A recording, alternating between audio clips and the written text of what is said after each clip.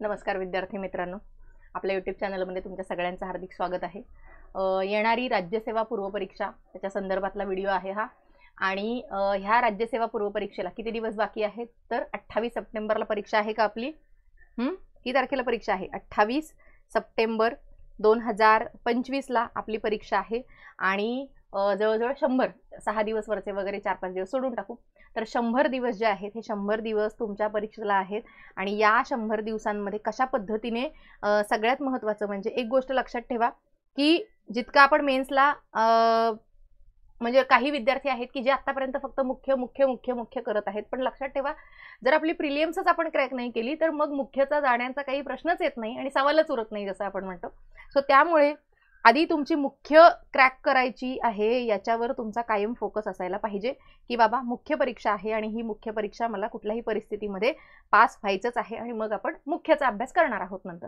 So त्यामुळे सगळ्यात महत्त्वाचा आहे सगळ्यात जास्त फोकस आणि तो म्हणजे 28 सप्टेंबर 2025 वरती। आता जे जुने विद्यार्थी आहेत तर ते आपल्या सगळ्यांना सिलेबस माहितीच आहे। सो त्यामुळे आपण तितका जास्त प्रिलियम्स फोकस अभ्यास करणार नाही किंवा शेवटचे 40-45 दिवस पण आपण तो अभ्यास आपली रिव्हिजन पूर्ण करू शकतो। पण जे नवीन विद्यार्थी आहेत जे 2025 च्या पॅटर्नसाठी नवीन ज्या विद्यार्थ्यांनी फुल फोकसने फक्त राज्यसेवा करण्याचा विचार केलेला आहे, सो त्यांच्यासाठी म्हणून आपण संपूर्ण अभ्यास जो आहे हा अभ्यासचं डिकोडिंग करणार आहोत की जेणेकरून आपल्याला जास्तीत जास्त मार्क कसे मिळवता येतील, कसं आपल्याला 120 क्रॉस करता येतील। बस सो स्टार्ट करूया।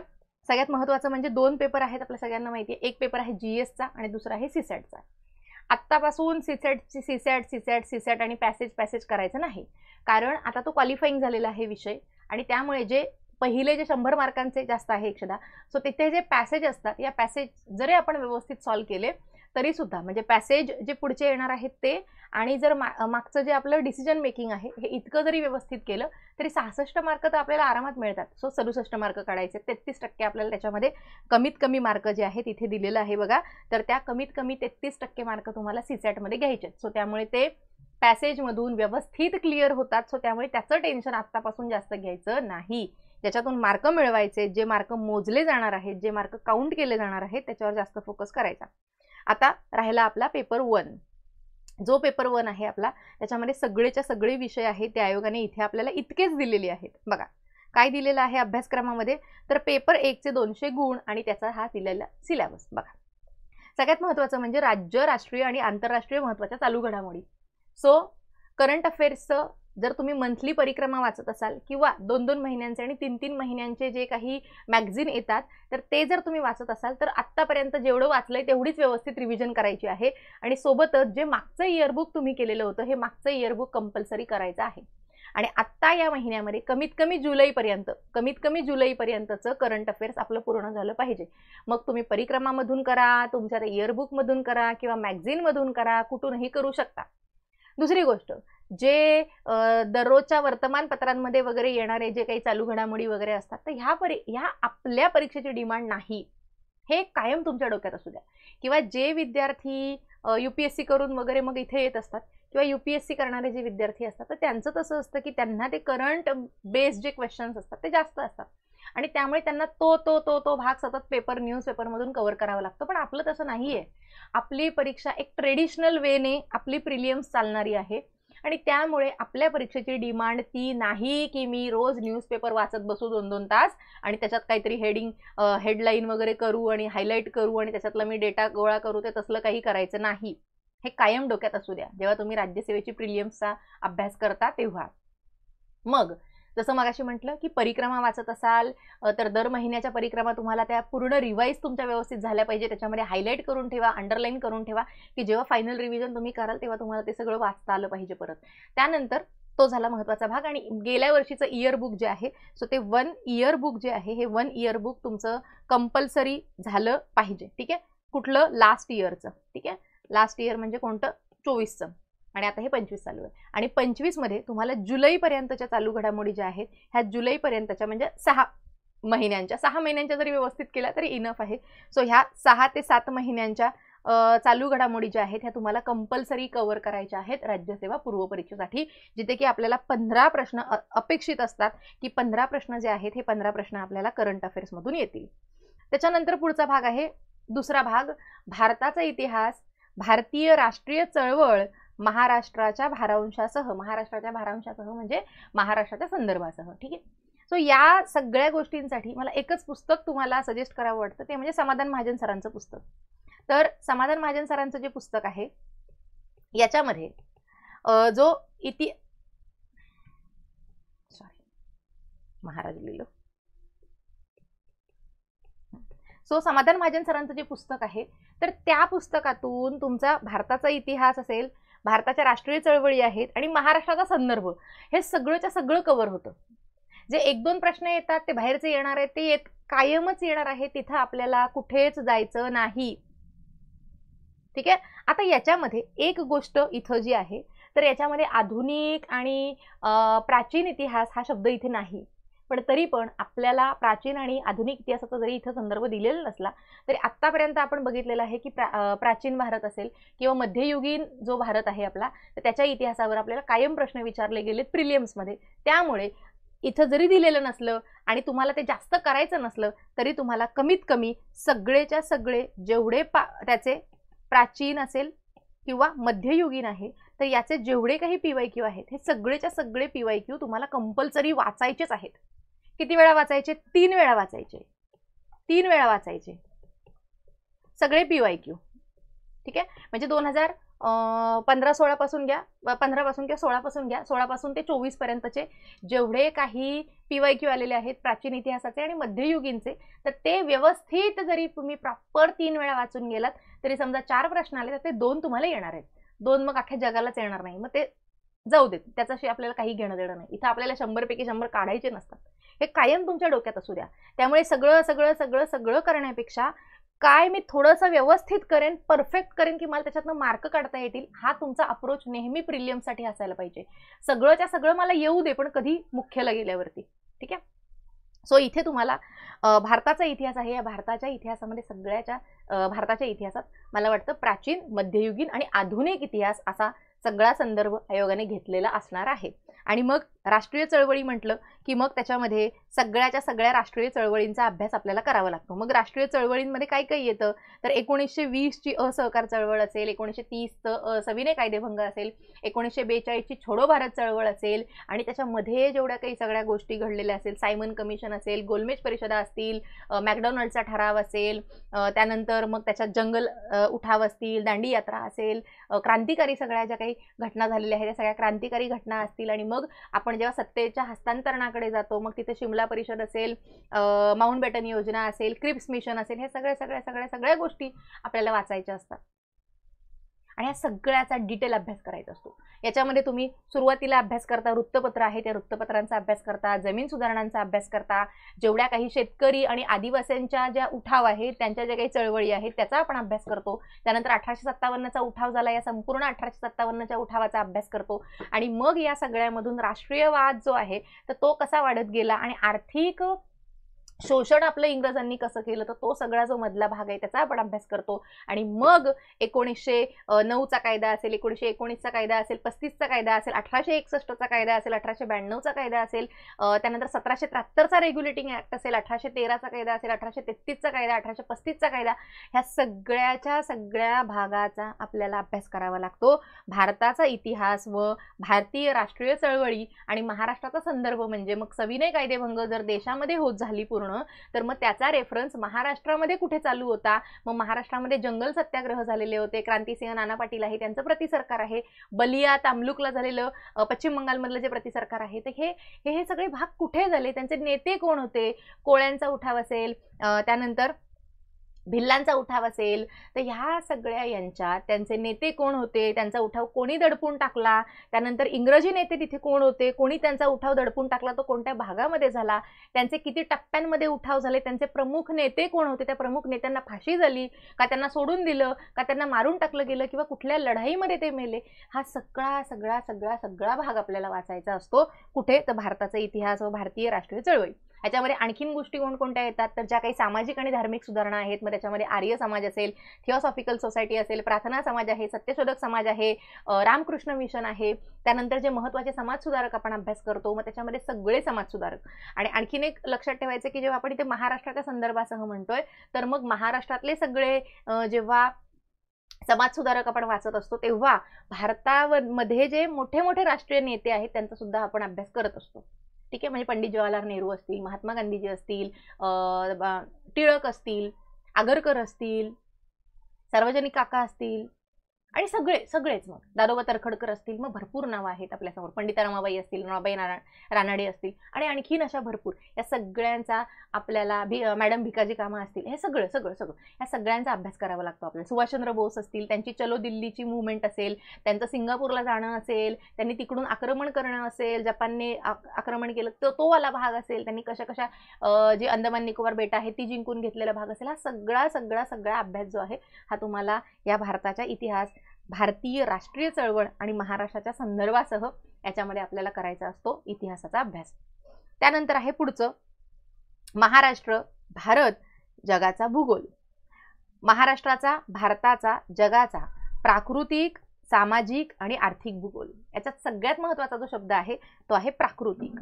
मग तुम्हाला महाराष्ट्र जो आहे हा महाराष्ट्र याचा सगळ्याच्या सगळा प्राकृतिक विभाग.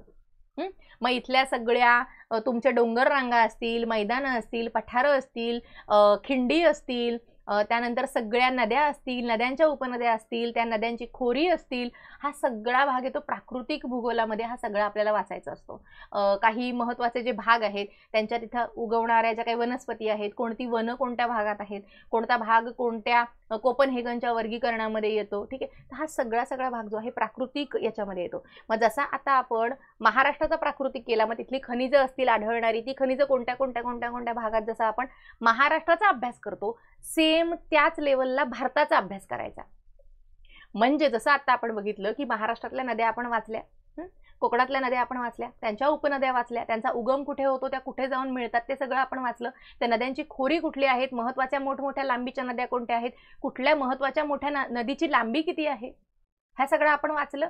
त्याच सेम पद्धतीने भारतातल्या मग मोठमोठ्या कोणत्या नद्या आहेत, त्यांच्या उपनद्या कोणत्या आहेत, त्यांची उगमाची ठिकाणं कुठं आहेत, आणखीन त्यांना कुठल्या नद्या कुठल्या ठिकाणी येऊन मिळतात, त्यांनी काही महत्त्वाची खोरी निर्माण केलेली आहेत का, त्या नदीचं महत्त्वाचं खोरं कोणत्या भागामध्ये येतं, देशातल्या कोणत्या राज्यामध्ये त्याचा विस्तार झालेला आहे, किंवा त्या ठिकाणी कुठला महत्त्वाचा विकास झालेला आहे. जसं की दामोदर नदी असेल, सुवर्णरेखा नदी असेल, दामोदरचं खोरं आहे, झारखंडचा जो आपला पठार आहे, नागपूरचा पठारचा तो भाग जो येतो तो कुठे आहे, तिथं जे उद्योगधंदे आहेत तर त्या उद्योगधंद्यांचा विकास तिथे कसा झालेला आहे. जसं आपण महाराष्ट्रातली खनिज संपत्तीचा अभ्यास करतो, सेम त्याच पद्धतीने देशामध्ये सगळ्यात महत्त्वाची जी खनिज संपत्ती आहे ती कुठे एकवटलेली आहे, ओडिसामध्ये आहे का, झारखंडमध्ये आहे का, पश्चिम बंगालमध्ये आहे. मग तिथे ती एकवटलेली आहे, तिचं कारण काय आहे, कोणत्या नद्या आहेत मध्य प्रदेशमधून की ज्या तिकडे यमुनेला मिळतात, गंगेला मिळतात, गंगेच्या सगळ्या उपनद्या कोणत्या आहेत ज्या की आसाममधून येतात, अरुणाचल प्रदेशमधून येतात, ब्रह्मपुत्रा कुठे आहे, तिचा उगम कुठे आहे, तिच्या महत्त्वाच्या नद्या कोणत्या आहेत, दक्षिण भारतातल्या महत्त्वाच्या नद्या कोणत्या आहेत, कोणकोणत्या अशा मोठ्या नद्या आहेत की ज्यांच्यावरती मोठमोठे जलविद्युत प्रकल्प आपण उभारलेले आहेत. मग हे मोठमोठे जलविद्युत प्रकल्प कोणते कोणते आहेत, आपल्याला या सगळ्या गोष्टींचा अभ्यास करायचा असतो. जसं आपण महाराष्ट्रातल्या 3 डोंगर रांगा ज्या आहेत, हरिश्चंद्र बालाघाट असेल, शंभू महादेव असेल आणि कुठली सातमाळा अजिंठा असेल, तर यांचा जसा आपण अभ्यास करतो त्याच पद्धतीने विंध्य पर्वत रांगा असतील, माळवा पठार असेल, मेवाड असेल, अरवलीचा पर्वत असेल, हा जो सगळा भाग आहे तर ह्या सगळ्या भागांच्या आजूबाजूला कुठली पठारं आहेत, कुठली मैदानं आहेत, कर्नाटकचं पठार कुठे येतं, कुठल्या भागामध्ये येतं, तर या सगळ्या गोष्टींचा, झारखंड आहे, झारखंडचं पठार आहे, छत्तीसगड आहे, तर ह्या सगळ्या भागांचा आपल्याला अभ्यास करायचा कुठे असतो, मैदानी, उत्तर भारतीय मैदानी प्रदेश असेल, हिमालय आहे, हिमालयाचा अभ्यास आहे, हिमालयाचा आपण 3 टप्प्यांमध्ये अभ्यास करतो. त्या हिमालयातल्या महत्त्वाच्या ज्या पर्वतरांगा आहेत या पर्वतरांगांचा आपण अभ्यास करतो की त्या कुठे आणि कुठपर्यंत पसरलेल्या आहेत, त्यांची लांबी काय आहे, त्यांची रुंदी काय आहे, त्याच्यातल्या महत्त्वाच्या खिंडी कुठल्या आहेत. हा सगळा अभ्यास आपण महाराष्ट्राचा ॲज वेल ॲज सेम तसा आपण भारताचा अभ्यास करतो. मग जगाचा अभ्यास कोणता करायचा, कारण इथे दिलेला आहे की जगाचा प्राकृतिक, सामाजिक आणि आर्थिक भूगोल. तर मग जगाचा अभ्यास करताना जगातली सगळ्यात महत्त्वाच्या डोंगर रांगा कुठल्या आहेत, जसं की आपल्या देशामध्ये आहे हिमालय, त्या पद्धतीने मग जगामध्ये अशा कुठल्या कुठल्या आहेत, मग रॉकीज पर्वतरांग असेल, अँडीज पर्वतरांगा आहेत, त्यानंतर युरोपमधल्या पर्वतरांगा आहेत, युनानचं पठार असेल, चीनमधल्या पर्वतरांगा आहेत महत्त्वाच्या, आशिया खंडामध्ये ज्या हा जो भाग येतो आपला युरोपच्या थोडा या बाजूचा, रशिया युरोप यांच्या मधला जो भाग येतो, तिथं जी काही पठारं आहेत, पर्वतीय प्रदेश आहेत, मैदानी भाग झालेला आहे, काही ज्वालामुखीय प्रदेश त्या ठिकाणी झालेले आहेत, काही ज्वालामुखीय पठारं निर्माण झालेली आहेत, जसं आपलं डेक्कनचं पठार झालेलं आहे तसं. मग त्या ठिकाणी कुठल्या कुठल्या पर्वतरांगा आहेत, कुठले कुठले वारे त्या ठिकाणी वाहतात, कुठल्या कुठल्या प्रकारची शेती तिथे केली जाते, म्हणजे हा जो भाग येतो की नाही सामाजिक आणि आर्थिक भूगोल, तर त्याच्यात तो भाग येतो की तिथे कोणत्या प्रकारची शेती केली जाते, स्थलांतरित शेती म्हणजे काय, कोणत्या महत्त्वाच्या नद्या आहेत की त्या नद्यांवरती ती महत्त्वाची शहरं जी आहेत या शहरांचा विकास झालेला आहे, जसं की थेम्स नदी असेल तर तिच्या याच्यावरती किनाऱ्यावरती कोणत्या शहरांचा विकास झालेला आहे, मग तो आपण आर्थिक भूगोलामध्ये तो भाग जो आहे तो भाग आपण आर्थिक भूगोलामध्ये अभ्यासतो. आपण हे सगळं डिफरन्शिएट करत नाही, पण हे या एका शब्दामागे इतका सगळा अभ्यासक्रम लपलेला आहे. आणि त्यामुळे जगाचा अभ्यास करताना एवढंच अभ्यासायचं की प्रत्येक खंडामध्ये महत्त्वाची पंपास असेल, कंपास असेल, लानोज असेल, हे सगळे कुठे आहेत, हे सगळे काय आहेत, ही गवताळ प्रदेश आहे, त्यांना सॅवाना म्हणतात का, यांना प्रेरी प्रदेश म्हणतात का, धान्याचं कोठार कुठे आहे, त्यानंतर ब्राझील आहे, ॲमेझॉन रिव्हर आहे, नाईल रिव्हर आहे, त्यांची खोरी किंवा त्यांच्या आजूबाजूला असलेली पठारं कोणती आहेत, इजिप्त आहे, मग श्वेत नाईल काय आहे, नील नाईल काय आहे. मग हा सगळा भाग आपल्याला सगळा हा जगाचा जेव्हा आपण अभ्यास करतो तेव्हा जगाचं काही वाचत सुटायचं नाही, तर इतकाच अभ्यास करायचा.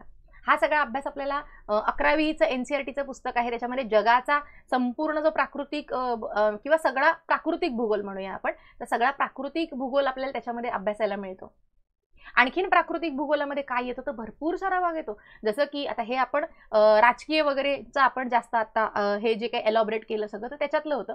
पण मग याच्यात आणखीन एक्स्ट्रा काय आहे तर याच्यामध्ये तुमच्या जे भरती आहे, ओहोटी आहे, ग्रहणं आहेत, परिवलन आहे, परिभ्रमण आहे, रोटेशन आहे, रिव्होल्युशन आहे, सगळे जे वारे वाहणारे आहेत, कॅरिओलिस फोर्स आहे, विषुववृत्तीय पट्टा आहे, मग वरती जास्त दाबाचा वायुभार कसा निर्माण झाला, कमी दाबाचा वायुभार कसा निर्माण झाला, त्यानंतर तुमचं वसंत संपात म्हणजे काय, शरद संपात म्हणजे काय असतं, संपात दिन म्हणजे काय असतं, अयन दिन म्हणजे काय असतं, उत्तरायण म्हणजे काय असतं, दक्षिणायन म्हणजे काय असतं,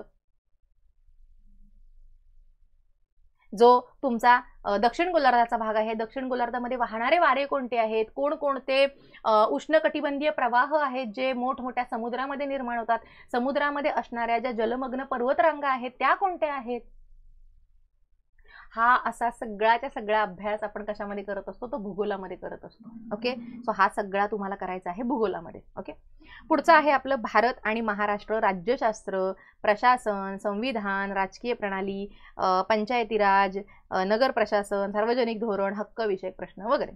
सो आपण इथं राज्यशास्त्र इतकाच त्याचा आता संदर्भ घेऊ. राजकीय प्रणाली काय, संविधान काय, तर संविधान निर्मितीची संपूर्ण प्रक्रिया आहे त्याचा अभ्यास करायचा आहे. आणि राजकीय प्रणाली म्हणजे काय तर संपूर्ण संसद आणि संपूर्ण हा देश जसा चालतो तर त्यालाच आपण राजकीय प्रणाली असं म्हणतो. याच्यामध्ये त्यांनी पंचायती राज हा जो विषय टाकलेला आहे, मग तिथं आपल्याला 73 आणि 74वी जी घटना दुरुस्ती आहे तर यांचा अभ्यास करायचा आहे आपल्याला. 73 आणि 74व्या घटना दुरुस्तीचा अभ्यास करायचा पंचायत राजमध्ये. मग त्याच्यामध्ये बलवंतराय मेहता समिती असेल, त्यानंतर वसंतराव नाईक समिती असेल, त्यानंतर कोणती सांगा समिती आहेत महत्वाच्या, त्या सगळ्या समित्यांचा अभ्यास करायचा आहे. त्या समित्यांनी बोंगीरवार समिती असेल, काळी समिती असेल, सगळं PB पाटील समिती असेल, मग सगळं, मग त्यांचा अशोक मेहता समिती असेल, या सगळ्यांचा अभ्यास, मग त्यांच्या 2-2 शिफारशी ज्या आहेत त्या आपल्या पाठ झाल्या पाहिजेत. नगर प्रशासन आहे तर ह्यांच्या इथे सेम हा जो नगर प्रशासनाचा भाग आहे तो 74व्या घटना दुरुस्तीमध्ये, पंचायती राजचा भाग आहे तो 73व्या घटना दुरुस्तीमध्ये. मग त्यांची 243 पासूनची जी सगळी कलमं आहेत त्या सगळी कलमं आपल्याला माहिती झाली पाहिजे. सार्वजनिक धोरण आहे, हक्क विषयक प्रश्न आहेत, म्हणजे तोच सगळा भाग येतो, म्हणजे 32 नंबरचं कलम असेल, 226 नंबरचं कलम असेल, तर हे महत्वाचं आहे. हा सिलेबसमध्ये मेन्शन केलेला भाग आहे. याच्यात पॉलिटीमध्ये सगळ्याच्या सगळा भाग आर्टिकल 1 पासून ते आर्टिकल जवळजवळ 300 पर्यंत जेवढी महत्वाचे आर्टिकल आहेत कमीत कमी 150 आर्टिकल तुमचे पाठच असायला पाहिजेत. मग याच्यात आणि कोणते कोणते आर्टिकल्स आहेत जे आपले पाठच पाहिजे, तोंडपाठ, तर याच्यामध्ये जे सुरुवातीचे आर्टिकल आहेत तर सुरुवातीच्या आर्टिकलांमध्ये 1 नंबर ते 5 नंबर आर्टिकल कशामध्ये येतात, 5 नाही 4 नंबर, आणि 5 ते 11, आणि त्यानंतर 12 ते 35, त्यानंतर मग 36 ते किती 51, आणि त्यानंतर 51A, मग नंतर 52 पासून राष्ट्रपती स्टार्ट होतात. सो ही जी कलम आहे हे काय आहे तर संघराज्य आहे. हे काय आहे नागरिकत्व आहे. नका करू. हे काय आहेत मूलभूत हक्क आहेत. पाठ करायचं. एकूण एक कलम पाठ करायचं. 36 ते 51 काय आहेत मार्गदर्शक तत्व आहेत. सगळं पाठ करायचं. 51A 11 मूलभूत कर्तव्य आहेत. सगळी पाठ करायची. आणि मग 52 पासून राष्ट्रपतींना सुरुवात झाली. 153 पासून राष्ट्रपतींना सुरुवात झाली. 79 पासून संसदेला सुरुवात झालेली आहे. 245 200 पासून ती लेजिस्लेटिव्ह जे आपले संबंध आहेत कायदेविषयक संबंध वगैरे जे केंद्र आणि राज्यांचे संबंध आहेत 262 नंबर कलम असेल 263 असेल 270 आहे 275 आहे. ही महत्वाची कलम कशाची आहे 300 नंबरचा कलम कशाचा आहे. हा सगळा भाग आणि याच्यातली सगळी महत्वाची कलम आपल्याला आलीच पाहिजेत. 110 111 112 114 काय 115 काय 116 काय 117 काय 117 1 काय 117 3 काय वित्त विधेयक 1 आहे 3 आहे. हा सगळा म्हणजे सगळी कलम एकंदरीत आणि संपूर्ण पॉलिटीचा अभ्यास आपल्याला या कशामध्ये करायचा आहे 4 नंबरच्या घटकामध्ये करायचा आहे. त्यानंतर येतो आपला सगळ्यात महत्त्वाचा घटक तो आहे जो आपल्या हातातच येत नाही पण सोपा आहे करायला सोपा आहे अतिशय. तो आहे 5वा घटक आर्थिक आणि सामाजिक विकास शाश्वत विकास दारिद्र्य समावेशन लोकशाही सामाजिक क्षेत्रातील उपक्रम. अतिशय छोटा सिलेबस आहे पण वास्ट आहे. आता याच्यात इथं दिलेला आहे ना शाश्वत विकास. मग आपल्या पुस्तकात आहे का शाश्वत विकास तो लगेचच पाठ करून घ्यायचा. मग त्याच्यामध्ये काय काय वाचायचं तर सगळे SDG पाठ असायला पाहिजेत. सगळे MDG पाठ असायला पाहिजेत. त्यांचे सगळे टार्गेट्स पाठ असायला पाहिजेत. ओके त्यांच्या सगळ्या बैठका ज्या आहेत त्या बैठका कुठे त्यांचा स्वीकार केल्यापासून कुठल्या बैठकांमध्ये काय काय झालं म्हणजे 1972ची स्टॉकहोमची परिषद पासून 1992ची वसुंधरा परिषद आणि त्यानंतर 2015ची न्यूयॉर्कला भरलेली परिषद इथपर्यंत सगळं पाठ करायचं. ओके त्याच्या पुढे जास्त जाऊ नका पण इतका अभ्यास तरी कंपल्सरी शाश्वत विकासमध्ये करायचा आहे. छोटं सगळं आहे. आवर कॉमन फ्युचर काय त्यानंतर द फ्युचर वी वॉन्ट. मग हे 2 अहवाल आहेत. मग हे कधी आले कोणत्या आयोगाने दिलं ब्रुटलँडनी कोणी दिलं रॉबर्ट ॲलन आहे. मग तो काय म्हणतो की शाश्वत विकास म्हणजे काय शाश्वत विकासाने विकासाच्या वेगवेगळ्या व्याख्या कोणी काय दिलेल्या आहेत. हा सगळा अभ्यास करायचा शाश्वत विकासमध्ये सोपा आहे. मग येतो सगळ्यात महत्त्वाचा भाग दारिद्र्य. मग दारिद्र्यामध्ये काय तर दारिद्र्याच्या सगळ्या ज्या काही समित्या आहेत आणि त्या समित्यांनी केलेल्या शिफारशी इतकंच दारिद्र्य आणि बेरोजगारीमध्ये तुम्हाला करायचं आहे. बेरोजगारीमध्ये सगळ्या बेरोजगारीच्या संकल्पना करायच्या बस. आणि PYQ वाचा. याच्या सगळ्यात महत्त्वाच्या समित्या म्हणजे कोणत्या येतात लकडावाला समिती असेल अलग समिती असेल सगळ्यात पहिली दांडेकर समिती असेल 1941ची मग PDOजा समिती असेल 44ची. हा सगळा अभ्यास जो आहे हा आपल्याला आणि मग त्यांनी 2250 सांगितलं का 2150 सांगितलं का 2300 सांगितलं का 2400 कॅलरी सांगितलं का 2100 कॅलरी सांगितलं. मग 2100 कॅलरी कोणी शिफ्ट केलं आणि 2250 कॅलरी कधी होती हे सगळं तुम्हाला माहिती असायला पाहिजे. मग तेंडुलकर आले. मग तेंडुलकरांनी काय वेगळा बदल केला आणि मग C रंगराजन आली आणि C रंगराजननी इतकी जास्त त्यांची दारिद्र्याची आकडेवारी का वाढली तर त्यांनी ठरवलेले निकष. मग त्यांनी ठरवलेले निकष काय आहेत मग त्याच्यामध्ये URP काय MRP काय MMRP म्हणजे काय आहे. त्यानंतर त्याच्यामध्ये CDS काय असतं CWS काय असतं या सगळ्या संकल्पना काय असतात या सगळ्याचा अभ्यास करायचा असतो आपल्याला दारिद्र्य या संकल्पनेमध्ये. पुढचा महत्त्वाचा विकास आहे आर्थिक आणि सामाजिक विकास जो की पहिला होता. त्याच्यामध्ये काय येतं तर त्याच्यामध्ये येतात सगळे विकासाचे हे काय म्हणतो आपण त्याला विकासाचे निर्देशांक. मग तुमचा HDI असेल त्याच्यामध्ये GII असेल तुमचा याच्यामध्ये MPI असेल तुमचा हा MPI HPI वरनं आलेला आहे तो असेल तुमचा हा GII जे जेम आहे आणि दुसरं एक आहे याच्यावरून बनलेला जो GI आहे. तर ह्या सगळ्या संकल्पना आणि या सगळ्यांमध्ये कुठल्या निर्देशांकांचा आपण वापर करतो आणि करंटमध्ये आता यांचे निर्देशक काय आहेत किंवा यांचे गुण किती आहेत आणि आता आपण कोणत्या क्रमांकावरती आहोत हे आपल्याला कंपल्सरी पाठ झालं पाहिजे कारण तो सिलेबसचा अतिशय महत्त्वाचा घटक.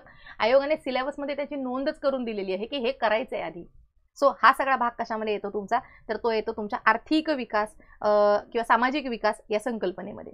त्यानंतर आहे तुमचं समावेशन. मग समावेशन म्हटलं की त्याच्यात भरपूर गोष्टी येतात. मग याच्यामध्ये स्वावलंबन योजना असेल स्वाभिमान योजना असेल जनधन योजना असतील त्यानंतर DBTची योजना असेल नचिकेत मोर समिती असतील. सगळ्यात महत्त्वाचं म्हणजे याच्यामधलं काय तर जनधन योजना कधी झाली पासून त्याच्यात काय सतत त्याच्यामध्ये बदल होत असतात. हा सगळा घटक आधार कार्ड असतील हे सगळं ह्या समावेशनच्या अंतर्गत येत असतं. पुढचा आहे लोकशाही आणि सामाजिक क्षेत्रातील उपक्रम.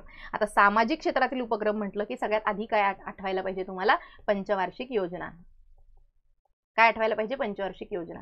मग ह्या सगळ्या ज्या काही पंचवार्षिक योजना आहेत त्या सगळ्या पंचवार्षिक योजना आणि त्या पंचवार्षिक योजनांमध्ये आपण कोणते कोणते उपक्रम असतील जे आपण तेव्हा चालू केले आणि त्या सगळ्या पंचवार्षिक योजनांमध्ये आपण कोणकोणत्या योजना सुरू केल्या, त्याच्यातली सगळ्यात महत्त्वाची कोणती आपल्या डोळ्यासमोर दिसायला पाहिजे तर ती आहे मनरेगा. त्यानंतर आणखीन कुठली महत्त्वाची आहे? IRDP. मग ह्या ज्या सगळ्या योजना आहेत, गंगा कल्याण योजना असेल, मग त्याच्यात भरपूर सगळ्या स्वर्ण जयंती योजनेपासून अगदी आता जी काही रुरल अर्बन ज्या काही योजना झालेल्या आहेत ते सगळं, मग दीनदयाल उपाध्याय रुरल ग्रामीण योजना असतील, शहरी योजना असतील, अमृत योजना असेल जिच्यामध्ये आपल्याला शहरी परिवर्तन करायचं असेल, अशा सगळ्या सगळ्या सगळ्या सगळ्या योजना. मनरेगा आहे, मग नेहरू रोजगार योजना आहे, IRDP आहे त्याच्यामध्ये, त्यानंतर मग आश्वासित रोजगार योजना आहे, संपूर्ण ग्रामीण रोजगार योजना आहे, संपूर्ण ग्रामीण स्वर्ण जयंती शहरी रोजगार योजना आहे, 97ची असेल 99ची असेल. मग त्यांच्यात कधी कधी कधी कधी आणि मनरेगाची सुरुवात झाली तेव्हापासून ते आत्तापर्यंत त्याच्यात काय काय काय काय सगळे बदल होत गेले. मग जवाहर रोजगार होती योजना, त्याच्यामध्ये कुठली योजना ॲड केली आपण, मग त्यांची कोणती योजना बनली, मग तिला अजून 10 वर्षांनी आपण काय केलं, मग तिच्यात आपण आश्वासित योजना टाकली आणि मग तिला आपण काय केलं तिचं. हा सगळं सगळं सगळं असा फ्लो पूर्ण तुमचा पाठ झाला पाहिजे. सो ह्यासाठी काय करायचं आहे, हा भाग आहे आपल्याला 5 नंबरच्या घटकामध्ये. मग त्याच्यामध्ये आपण अजून अभ्यास करतो लोकसंख्येचा. कसला अभ्यास करतो? लोकसंख्येचा. मग लोकसंख्येचा अभ्यास आपण भूगोलामध्ये पण करतो आणि आपण याच्यामध्ये सुद्धा लोकसंख्येचा अभ्यास करतो. कशामध्ये? तर इकॉनॉमिक्समध्ये. पण इकॉनॉमिक्समध्ये स्पेसिफिकली आपण त्याचे जे टप्पे आहेत त्यांच्याशी निगडीत जे काही अभ्यासक आहेत म्हणजे अर्थतज्ञ आहेत त्यांचा आपण अभ्यास करतो लोकसंख्येच्या दृष्टीने इकॉनॉमिक्समध्ये. पण मग घनता कोणाची जास्त आहे, लिंग गुणोत्तर कोणाचा जास्त आहे, कोणत्या शहरामध्ये बाललिंग गुणोत्तर कमी आहे आणि कोणाचा कसा क्रम आहे लोकसंख्येचा, हा सगळा अभ्यास करतो आपण भूगोलामध्ये. ठीक आहे. मग लोकसंख्या आपल्याला अभ्यासायचा आहे. त्यानंतर आहे पर्यावरण, परिस्थितिकी, जैवविविधता, हवामान बदल. याच्याशी जेवढे विशेष ज्ञानाची गरज नाही, इथं म्हटलेलंच आहे विशेष ज्ञानाची तुम्हाला गरज नाही. मग विशेष ज्ञानाची गरज नाही म्हणजे पर्यावरण तेवढं डिटेलमध्ये वाचायचं नाही असं म्हणायचं आहे आयोगाला. पण तरी पण आपण काय करतो? वाचत बसतो. पण तसं करायचं नाही. सामान्य हे एन्व्हायरमेंटसाठी फक्त मला असं वाटतं की आत्तापर्यंत आलेले सगळे PYQ वाचले की सगळ्याच्या सगळ्या पर्यावरणाचा अभ्यास कंप्लीट होतो. सो त्यासाठी मी फक्त PYQ म्हणेन आणि त्याचं थोडंसं ॲनालिसिस करा.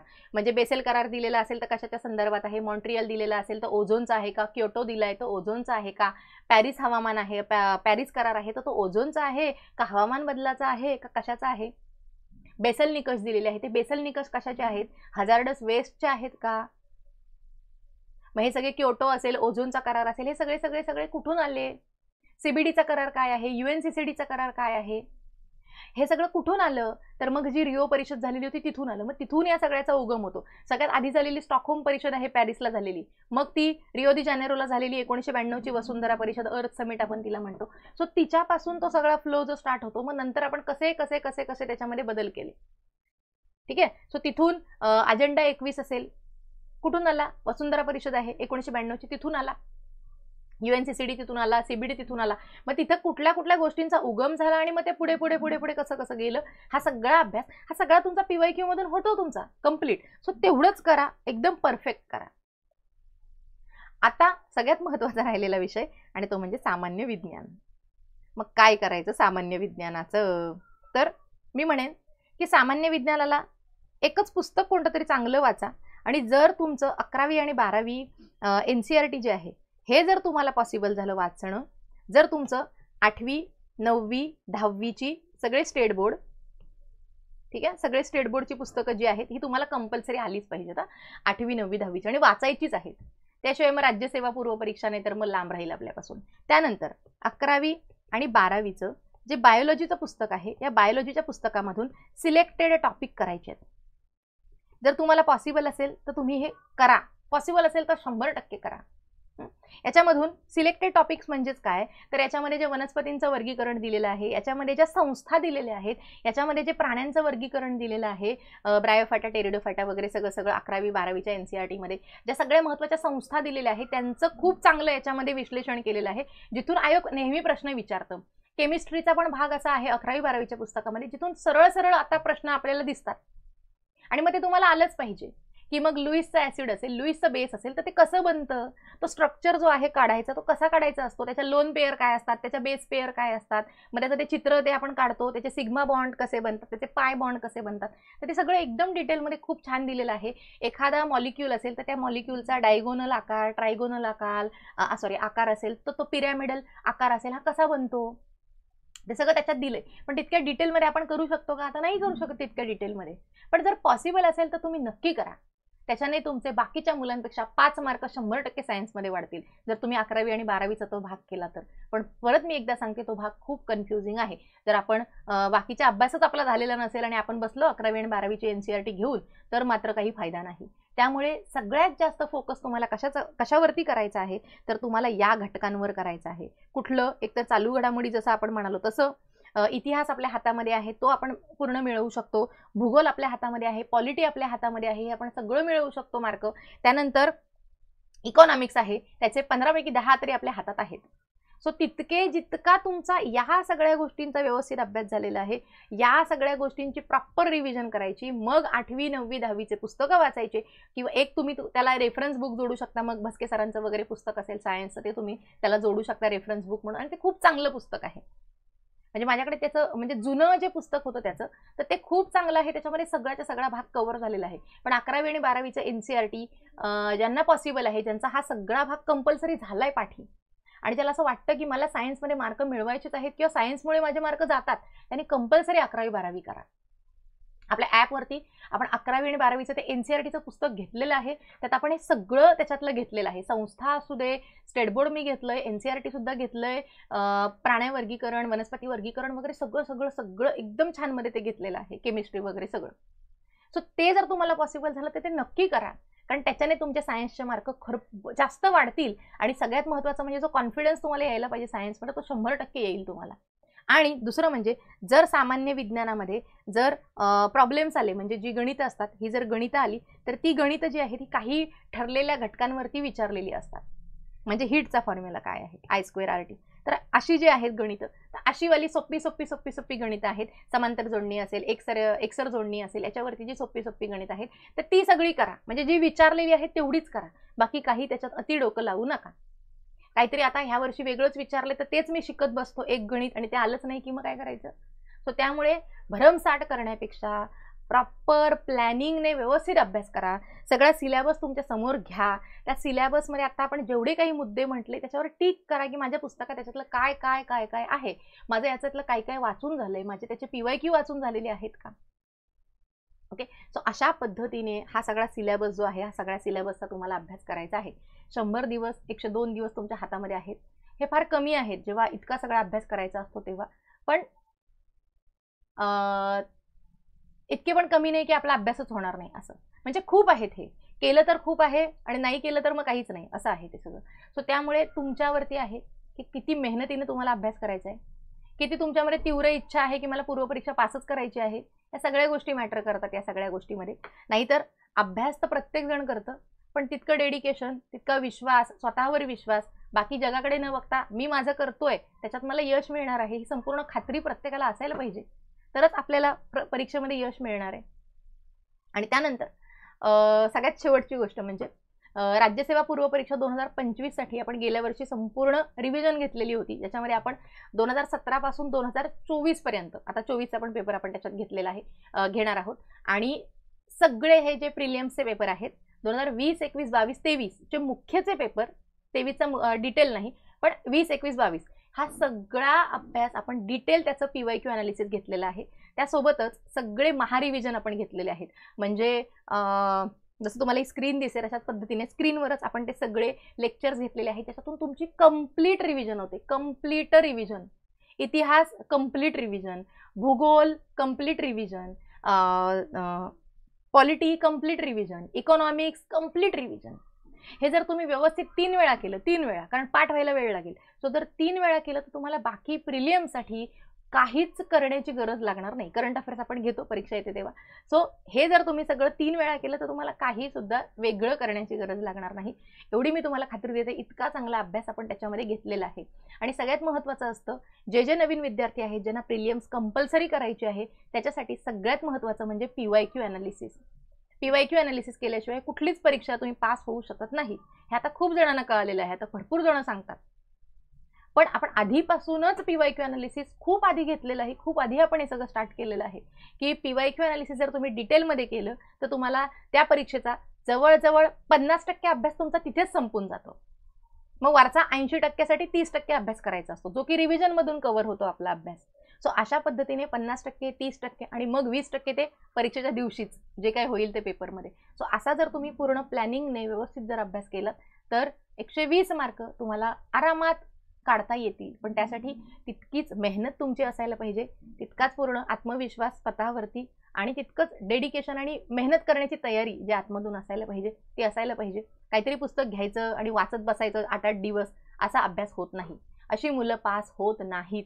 हे कायम डोक्यात असू द्या तुमच्या, की एक पुस्तक टेबलवर ठेवलेलं आहे, पहिल्यापासून शेवटपर्यंत सगळं वाचून काढतोय, पुस्तक बंद केलं की मला तर काहीच आठवत नाही. मग हा अभ्यास नाहीये, हा अभ्यास नाही. या अभ्यासाचा 0 आउटपुट येतो. तुम्हाला प्रॉपर प्लॅनिंगने अभ्यास करायचा असतो. एक तुम्ही चॅप्टर वाचला, त्याचे लगेच PYQ वाचायचे, पुन्हा तो चॅप्टर येऊन वाचायचा, मग त्या PYQ परत वाचायचे, त्याच्यामध्ये जे जे PYQ येतात ते सॉल्व करायचे. अजिबात त्या प्रश्नसंचावर टिक गोल असलं काही करून घाण करायचं नाही. प्रश्न सोडवा, वाचू नका. काय येतंय बघा, काय नाही येतंय ते चेक करा, त्याची रिव्हिजन करा, ते परफेक्ट करा, पेपरची प्रॅक्टिस करा, आयोगाच्या प्रश्नपत्रिकांची प्रॅक्टिस करा आणि मग जाऊन पेपर द्या, तरच तुम्ही पास होणार आहात. नुसतं वाचलं 100 वेळा आणि पुस्तक परीक्षेला जाऊन बसलं तर आपण पास होणार नाही. ह्या स्पर्धा परीक्षा अतिशय कठीण झालेल्या आहेत. खूप जास्त कॉम्पिटिशन आहे. तुमच्यापेक्षा 1000 पटीने जास्त अभ्यास करणारे, तुमच्यापेक्षा जास्त 1000 पट मेहनत करणारे विद्यार्थी इथे आहेत, कारण त्यांच्याकडे काहीच ऑप्शन नाहीये. त्यांना हाच एकमेव ऑप्शन आहे. ज्यांनी इतकी वर्ष अभ्यासात घातलेली आहेत, मग त्यांना तुम्ही तशी टफ फाईट दिली पाहिजे, तरच आपण पास होणार आहोत परीक्षा. सो यासाठी म्हणून व्यवस्थित सगळ्या गोष्टींचं प्लॅनिंग करा. प्लॅनिंग शिवाय अभ्यास करू नका. आणि जे आपण मगाशी म्हणालो की राज्यसेवा पूर्व परीक्षा 2025 असं त्या बॅचचं नाव आहे, त्याच्याबद्दलची डिस्क्रिप्शनमध्ये सगळी माहिती दिलेली आहे, ती नक्की चेकआउट करा. ठीक आहे, थांबूया आपण इथे.